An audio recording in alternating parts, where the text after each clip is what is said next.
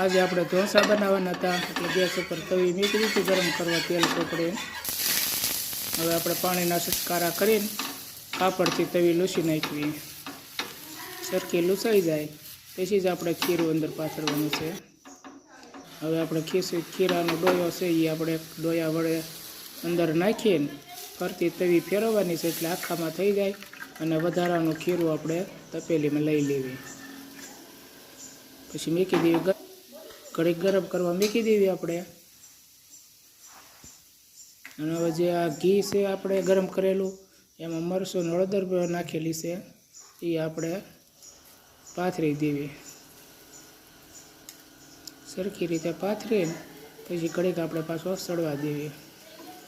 જોકે આપણે કોઈ દિવસ બનાવ્યા નથી પણ પહેલી વાર બને છે આ। હવે આપણે બટાટાનો મસાલો જે બનાવેલો છે એ નાખી દેવી, સરખી રીતે પગથો પાડી દેવી આપણે તવીથાના મદદથી। વચમાં આપણે પગથો પાડીને ઘડીક એમને સડવા દેવી। બસ હવે આપણો ઢોસો ઉસકી ગયો છે તો એક બાજુની પડ વાળી લીધું છે અને હવે આ સાઈડમાંલી પણ પડ આપણે વાળેલી રોલ બનીને કમ્પ્લીટ થઈ ગયો છે। તો આવો બધા ઢોસા ખાવા, અને તમે કેવી રીતના બનાવો જરાક કહેજો। આ વિડીયો ક્યાંથી જોવો છો જરાક કોમેન્ટ કરજો। બાય।